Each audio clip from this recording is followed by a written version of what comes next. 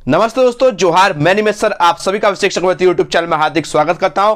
Hindi elective के chapter 5 लेकर आए हूं दोस्तों। इससे टॉप रिलेटेड जितने भी इंपॉर्टेंट क्वेश्चंस है वो लेकर आए हूं। ये चैप्टर हिंदी इलेक्टिव का मोस्ट इंपॉर्टेंट चैप्टर है दोस्तों। यहां से क्वेश्चंस पूछे जाते हैं। ठीक है, तबियत थोड़ा सा बहुत ज्यादा खराब हो गया दोस्तों, टेंशन नहीं, लेकिन ये चैप्टर करके जाइएगा। ठीक है, जितने भी इंपॉर्टेंट चीज है दोस्तों वो मैं वीडियो के अंत में आप लोगों को बता दूंगा, ताकि आपका तैयारी अच्छा हो जाए और आप लोग एग्जाम में एकदम फोड़ के आइएगा। ठीक है, चलिए इस चैप्टर का पहला इंपॉर्टेंट क्वेश्चन आप लोग देख सकते हैं क्या लिखा गया है। ये जो चैप्टर दोस्तों ज्योतिबा फुले, ठीक है, इनके जो राइटर है सुधा अरोड़ा है। ठीक है, तो पहला जो इंपॉर्टेंट क्वेश्चन इसका बनता है कि ज्योतिबा फुले शीर्षक जीवनी के लेखक कौन है। तो याद रखिए दोस्तों, सुधा अरोड़ा। याद रखिएगा, ज्योतिबा फुले जो शीर्षक जीवनी है दोस्तों, इनके लेखक का नाम है सुधा अरोड़ा। ठीक है, चलिए आगे बढ़ते हैं क्वेश्चन नंबर 2 की ओर। क्वेश्चन नंबर 2 में क्या पूछा गया आप लोग देख सकते हैं कि ज्योतिबा फुले और सावित्री बाई के जीवन में आज के समाज को क्या प्रेरणा मिलती है, यानी क्या सीख मिलती है। ठीक है, तो देखिए यहां पर लिखा गया है कि स्वार्थ सिद्धि के स्थान पर सेवा भावना को प्रमुखता देने की प्रेरणा इनसे मिलती है। ठीक है,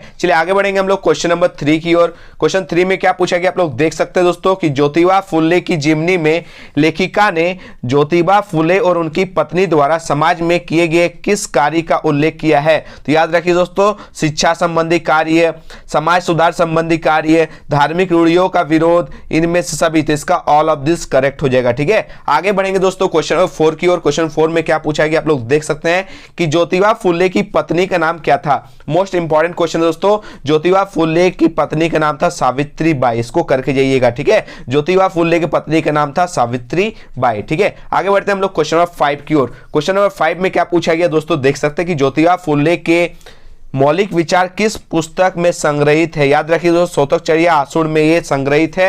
इसका मीनिंग क्या होता है दोस्तों, किसानों का प्रतिशोध। इसको भी करके जाइएगा। ठीक है, ये फेमस बुक है दोस्तों। ठीक है, किनके द्वारा लिखा गया, ज्योतिबा फुले के द्वारा लिखा गया। कब लिखा गया आगे मैं बता दूंगा। ठीक है, चलिए आगे बढ़ते हैं हम लोग नेक्स्ट क्वेश्चन की ओर। क्वेश्चन नंबर 6, ज्योतिबा फुले का विवाह किस वर्ष हुआ था।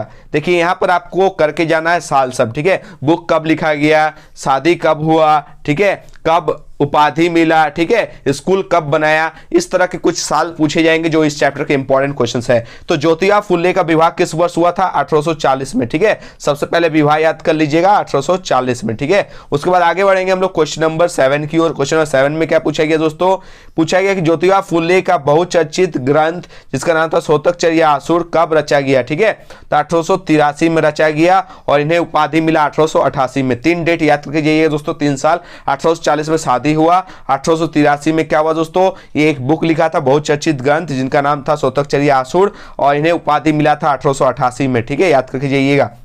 देखिए क्वेश्चन नंबर 8 में क्या पूछा गया कि अस्पृश्य जातियों के उत्थान के बारे में ज्योतिबा ने क्या उपाय किए।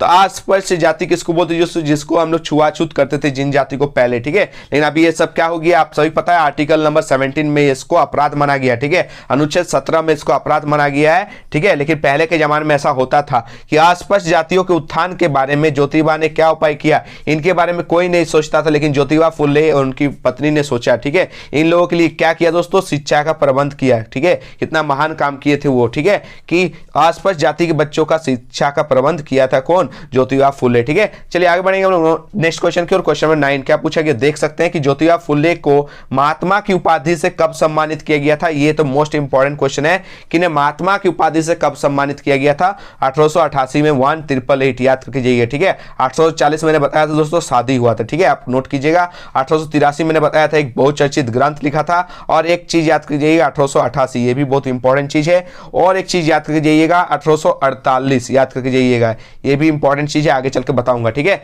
चलिए आगे बढ़ते हैं हम लोग नेक्स्ट क्वेश्चन की ओर। क्वेश्चन नंबर 10 क्या पूछा गया कि ज्योतिबा फुले ने किस संस्था की स्थापना की। मोस्ट इंपॉर्टेंट क्वेश्चन है दोस्तों कि किस संस्था की स्थापना की थी, सत्य शोधक समाज संस्था की स्थापना की थी। ठीक है, ज्योतिबा फुले ने किस संस्था की स्थापना की थी, सत्य शोधक समाज की स्थापना की थी। चलिए आगे बढ़ेंगे हम लोग क्वेश्चन नंबर 11 की ओर। क्वेश्चन नंबर 11 में क्या पूछा गया कि जिस परिवार में पिता बुद्ध हो, माता ईसाई, बेटी मुसलमान और बेटा सत्य धर्मी हो, ऐसे परिवार को ज्योतिबा फुले ने क्या कहा, ऐसे परिवार को आइडियल परिवार, आदर्श परिवार के नाम से जाना गया। किनके द्वारा, याद रखिएगा ज्योतिबा फुले। ठीक है, चलिए आगे बढ़ते हैं हम लोग नेक्स्ट क्वेश्चन की ओर। क्वेश्चन नंबर 12 क्या पूछा गया देख सकते हैं दोस्तों, ज्योतिबा फुले और उनकी पत्नी के अथक प्रयास से भारत में की शिक्षा की पहली पाठशाला की स्थापना कब हुई। बहुत इंपॉर्टेंट क्वेश्चन दोस्तों कि ज्योतिबा फुले और उनकी पत्नी के अथक प्रयास से बहुत ज्यादा कोशिश के बाद भारत में कि शिक्षा की पहली पाठशाला की स्थापना की गई, वो की गई थी दोस्तों 14 जनवरी को 1848 में पुणे में, ठीक है, याद रखिएगा। तो 3-4 डेट मैंने बताया दोस्तों, साल क्या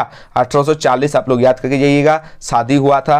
1848 में कन्याशाला खोला यानी पाठशाला खोला गया, ठीक है। और क्या बताया दोस्तों 1883 बताया मैंने, 1883 में क्या हुआ था दोस्तों, बहुचर्चित ग्रंथ यानी शतकचर्या आशुर लिखा था। उसके बाद एक याद करके जाइएगा 1888 मैंने बताया दोस्तों, 1888 में क्या हुआ था, आप सही पता है, इसमें ज्योतिबा फुले को क्या गया, महात्मा की उपाधि दिया गया था, याद करके जाइएगा, ठीक है। चलिए और आगे बढ़ते हैं क्वेश्चन नंबर 13 की तरफ। आज का लास्ट और अंतिम क्वेश्चन है दोस्तों, सुधा अरोरा का जन्म कब और कहां हुआ था। ये भी एक इंपॉर्टेंट क्वेश्चन दोस्तों, लेखक परिचय में आता है कि सुधा अरोरा का जन्म लाहौर अभी कहां है दोस्तों, पाकिस्तान, ठीक है, पाकिस्तान में सन 1948 में पैदा हुई थी, याद रखिएगा। कब हुआ था दोस्तों, 1948 में। कहां हुआ था, लाहौर यानी पाकिस्तान में हुआ था, ठीक है। इस तरह दोस्तों नेक्स्ट जो चैप्टर है चैप्टर 6 भी इंपॉर्टेंट चैप्टर है, वो चैप्टर का नाम है खानाबदोश, ठीक है, देखकर जाइएगा। खानाबदोश के लेखक कौन है दोस्तों, ओम प्रकाश वाल्मीकि करके जाइएगा, ठीक है। ओम प्रकाश वाल्मीकि ने खानाबदोश कहानी में किस वर्ग की विडंबना को उजागर किया है, तो वहां उजागर किया गया दोस्तों श्रमिक वर्ग, याद करके जाइएगा।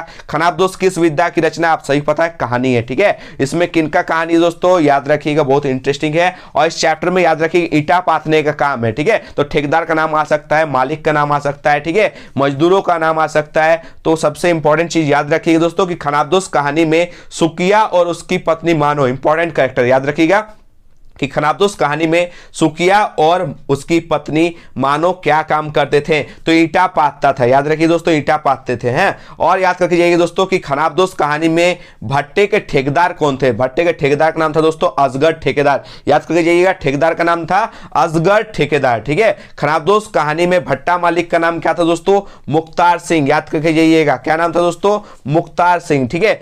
मुख्तार सिंह जो मालिक था दोस्तों, उनका बेटा का नाम क्या था, सुबेद सिंह नाम था, क्या नाम था दोस्तों, सुबेद सिंह। एक नंबर का यासी फक्कड़ आदमी था, ठीक है, बहुत ही फालतू आदमी था। जब इनके पिताजी जब बाहर चले जाते काम के वजह से, तो ये आ जाता है और अत्याचार करता है, इन मजदूरों का शोषण करता है। यहाँ पर मजदूरों का शोषण को भी दिखाया गया इस स्टोरी में, ठीक है। आगे बताते दोस्तों, याद रखिएगा कि खानाबदोश कहानी के अनुसार भट्टे पर सबसे खतरे वाला काम क्या था दोस्तों, मोरी का काम करना। किसका काम करना दोस्तों, मोरी का काम करना सबसे खतरनाक काम था, ठीक है। और एक चीज याद रखिए दोस्तों, खानाबदोश कहानी की मूल संवेदना क्या है, तो मजदूरों का टॉर्चर, मजदूरों का शोषण, ठीक है। और एक जो चैप्टर है दोस्तों चैप्टर 7 वो है नए की जन्म कुंडली। इसको लिखा किसने दोस्तों, याद रखिए गजानन माधव मुक्तिबोध। क्वेश्चन आ सकता है कि मुक्तिबोध का पूरा नाम क्या था, गजानन माधव, याद रखिएगा, ठीक है। और एक चैप्टर दोस्तों उसकी माँ, ये पैट्रियोटिक है, देशभक्ति वाला स्टोरी दोस्तों, उसकी माँ, ठीक है। उसको लिखा किसने है, तो उसकी माँ को लिखा है पांडे बेचन शर्मा उग्र, ठीक है। उग्र नाम से जाने जाते थे, कौन, पांडे बेचन शर्मा, ठीक है, याद रखिएगा। उसकी माँ किस विद्या की रचना है, तो याद करके जाइएगा कहानी है, ठीक है। उसकी माँ कहानी के लेखक पांडे बेचन शर्मा किस युग के कहानीकार है, तो याद करके जाइएगा प्रेमचंद, ठीक है, प्रेमचंद युग के हैं। और उसकी मां कहानी के लेखक कौन है, तो पांडे बेचन शर्मा उग्र है। इस तरह के स्टोरी को देख कर जाइएगा, ठीक है। और आगे दोस्तों एक चैप्टर है जिसका नाम है भारतवर्ष की उन्नति कैसे हो सकती है, तो वो लिखा है भारतेंदु हरिश्चंद्र के द्वारा, ठीक है। रेल की पटरी जो है, रेलगाड़ी इंपॉर्टेंट है, ठीक है। रेल का डिब्बा बना दिया गया भारत के लोगों को, जब तक एक इंजन नहीं लगाएंगे तो इन लोगों को खींच के नहीं ले जा सकता, यहाँ पर दिखाया गया, ठीक है, भारतेंदु हरिश्चंद्र के द्वारा स्टोरी में, ठीक है। वेदिकी हिंसा न भावती नाटक के रचयिता कौन है, आप सही पता है, मैंने बताया था भारतेंदु हरिश्चंद्र जी है, ठीक है। और थोड़ा सा कबीर देख के जाइएगा, सूरदास वाला पोएम देख के जाइएगा, देव देख के जाइएगा, ठीक है। कुछ इंपॉर्टेंट क्वेश्चंस है वो देख कर जाइएगा, जितना चैप्टर्स उनके लेखक का नाम याद करके जाइएगा। पोएम जितना भी दोस्तों पोएम का लाइन देख कर जाइएगा, उस लाइन से उठा के क्वेश्चन पूछा जा सकता है कि इनके रचयिता कौन है, ठीक है, और उससे कुछ क्वेश्चंस पूछा जा सकता है। पैसेज को ध्यानपूर्वक पढ़िएगा, पैसेज को ध्यानपूर्वक एक एक लाइन को रीड कीजिएगा, उससे रिलेटेड सारे क्वेश्चंस को खोजकर आराम से बनाइए, ठीक है, हड़बड़ी का कोई बात नहीं है। आराम से एग्जाम दीजिए दोस्तों, हिंदी इलेक्टिव एकदम फोड़ के आइएगा, ठीक है। ऑल द बेस्ट, आप लोग आराम से दीजिएगा, और कुछ करे या ना करे बुक 2 का अंडे के छिलके चैप्टर करके जाइएगा, ठीक है। बहुत ही मस्त स्टोरी है, उसको करके जाइएगा, ठीक है। सारे बारे में कौन क्या है, रिलेशन क्या है देख कर जाइए, कौन देवर है कौन भाभी है, ठीक है, उसको देख कर जाइएगा। हुसैन की कहानी अपनी जुबानी देख कर जाइएगा, ठीक है। तो सारे चैप्टर्स को एक बार रिवीजन कर लीजिए, क्विक रिवीजन कर लीजिए। और जितना एक तो मैंने वीडियोस बना दिया दोस्तों, आप लोग देख लीजिएगा, ठीक है। वो जो रचनात्मक लेखन वाला जो है उसका टॉप 30 एमसीक्यू टाइप क्वेश्चंस दे दिए हैं, प्लेलिस्ट में मिल जाएगा। चैप्टर 1 टू चैप्टर 4 आपको प्लेलिस्ट में मिल जाएगा, ठीक है। और एक बार अच्छे से रिवीजन कर लीजिए, जितने चैप्टर्स उनके लेखक का नाम, जितने पोएम्स उनके पोएट का नाम, पोएम्स का लाइन को देखकर जाइएगा, ताकि वहां से क्वेश्चन जब पूछा जाए तो आप लोग आराम से पहचान पाए कि इस कविता से ली गई है, ठीक है। इस तरह कुछ बेसिक क्वेश्चंस रहेंगे दोस्तों। पैसेज को आराम से बनाइएगा, ठीक है। पैसेज देकर हड़बड़ाइएगा नहीं, पैसेज को आराम से खोज के लाइन में आंसर मिल जाएगा, ठीक है। तो टेंशन मत लीजिए, एकदम फोड़ के आइए। ऑल द बेस्ट, आप लोग एकदम तबाही मचा कर आइएगा, ठीक है। आते ही गुड न्यूज दीजिएगा आप लोग कि हाँ सर 30+ स्कोर कर लिया, ठीक है। सारे बच्चे 30+ स्कोर करके आइएगा, 35+ स्कोर करके आइएगा। हिंदी में एकदम फोड़ के आइएगा दोस्तों, ठीक है। तबियत बहुत ज्यादा खराब है दोस्तों, ये वीडियो मैं बहुत कष्ट करके दे रहा हूं, ठीक है, ताकि मोटिवेट कर पाऊं आप लोगों को। आप लोग एकदम एग्जाम में फोड़ के आइएगा, ठीक है। एकदम प्रैक्टिस कीजिए, हिंदी से मत डरिए, ठीक है। ये बात का पता है ना, हिंदी से आप लोग डरेंगे, हम लोग हिंदी है वतन हमारा, हिंदुस्तान है हमारा देश। आप लोग हिंदी से मत डरिए, हिंदी को एकदम अच्छे से देख रहिएगा, डरने की कोई बात नहीं है। इंग्लिश सब्जेक्ट आप लोग पार करके आए थे, हिंदी है दोस्तों, आप लोग आराम से दे पाइएगा, ठीक है। मिलते हैं दोस्तों नए वीडियो में। धन्यवाद, जय हिंद, वंदे मातरम।